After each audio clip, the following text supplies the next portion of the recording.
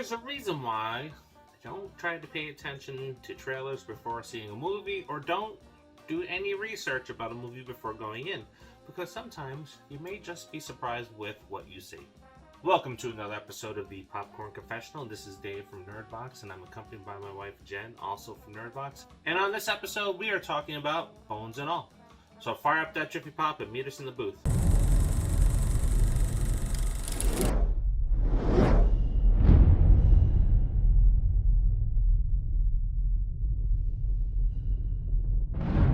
This is Brian O'Halloran, and you're watching the Popcorn Confessional on the Nerdbox.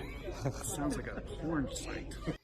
Love blossoms between a young woman on the margins of society and a disenfranchised drifter as they embark on a 3,000-mile odyssey through the back roads of America.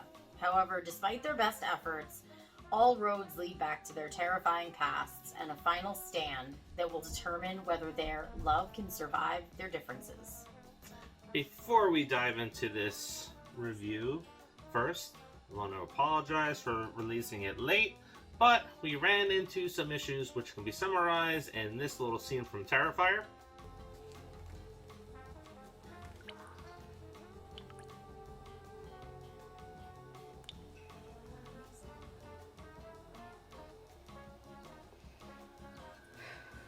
Followed by these pictures.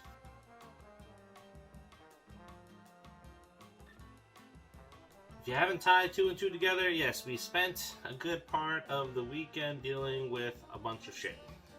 Sewage backed up in our bathroom down here in the cave, and we had to deal with it. But all is almost back to normal, and we're ready to drop these reviews. So, Bones and All. There's a reason why I don't really spend much time investing into trailers or doing some behind-the-scenes research about the synopsis of a story before going to see it, because one, we have the movie pass, it's free.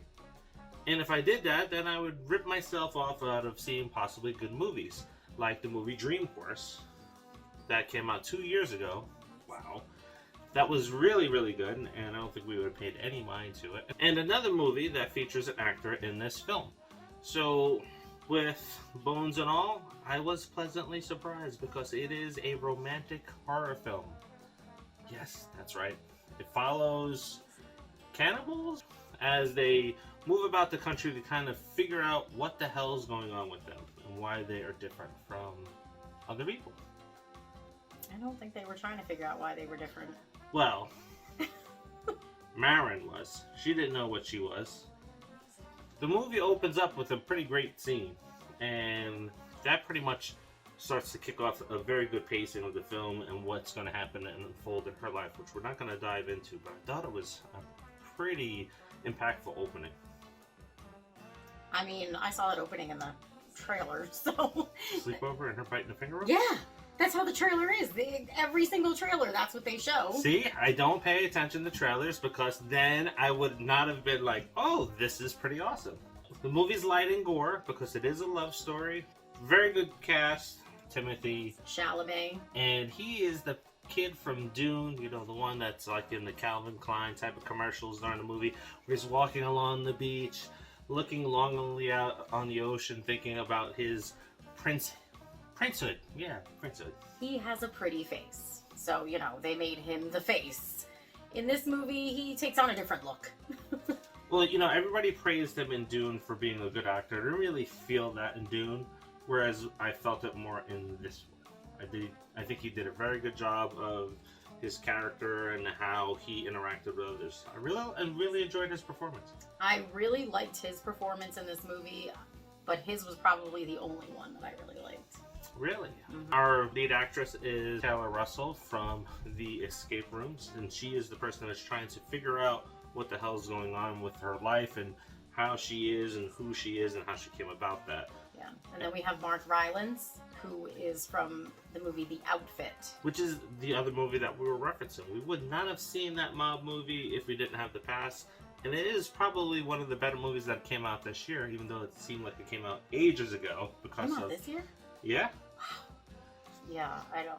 That was definitely a movie worth seeing. And no, we would not have seen it. I had no idea. Like, I was like, The Outfit. I was like, what the hell is this? Like... Mark plays a character named Sully, who reminds me of a character that we would find in the Texas Chainsaw Massacre universe. Part 1 and Part 2, not the crap that came out after it. His character was pretty damn awesome. He was creepy. Exactly. Very, very creepy. And he has some unique trophies that he brings along with him of his victims, because he is an eater as well. Yeah. He's been around a while from what I gather. Now, during and throughout this entire movie, for me at least, I had that sense of fear and dread, because every time the two characters encountered, Lee and Mara encountered somebody, it's like, oh my god, are they bad people? Are they gonna try to kill them? It almost felt like I was playing an RPG video game, like Telltale's Walking Dead, when you have to interact with other people. You have to be very careful about your decisions, because you don't really know if you can trust those people. That's what I got with these other characters as they met them along their journey. Yeah, I didn't feel that. I don't know what to say. I didn't feel that at all.